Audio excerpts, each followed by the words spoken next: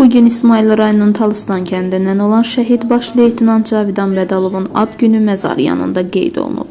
Mərasimdə idarə və müəssisə rəhbərləri, rayon icra hakimiyyətinin məsul əməkdaşları, şəhid ailələri, şəhidin ailə üzvləri, kənd sakinləri iştirak edib.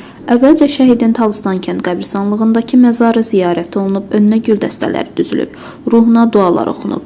Çıxış edənlər şəhidin ailəsinə başsağlığı verərək şəhidlərimizin döyüş zamanı göstərdiyi qəhrəmanlıqlardan söz açıb və şəhidlərimizin şərəfli döyüş yolundan danışıblar.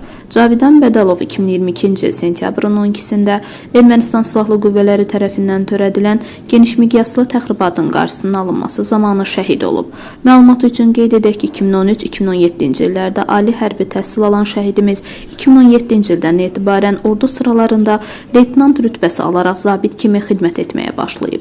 Daha sonra baş leytenant rütbəsi alıb. 2018-ci ildə Azərbaycan ordusunun 100 illiyi yubiley medalı, Vətən müharibəsindən sonra Kəlbəcərin azad olunmasına görə Vətən müharibəsi iştirakçısı, ölümündən sonra isə Vətən uğrunda medalları və Azərbaycan bayrağı ordeni ilə təltif edilib. Allah bütün şəhidlərimizə rəhmət eləsin. Bugün mənim qardaşımın mövlududur. Mənim qardaşım baş leytenant Bədalov Cavidan 44 günlük Vətən müharibəsinin iştirakçısı olubdur. 2022-ci il sentyabr qisas əməliyyatında qəhrəmancasına şəhidlik zirvəsinə ucalıb. Mən özüm də Vətən müharibəsi iştirakçısıyam, veteranam.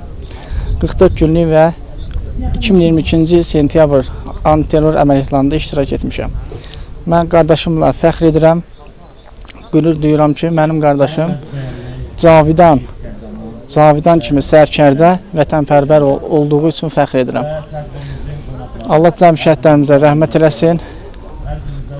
Şəhidin sevərlər, sahib gələnlər də hamısına uzun ömür, can sağlığı arzu edirəm.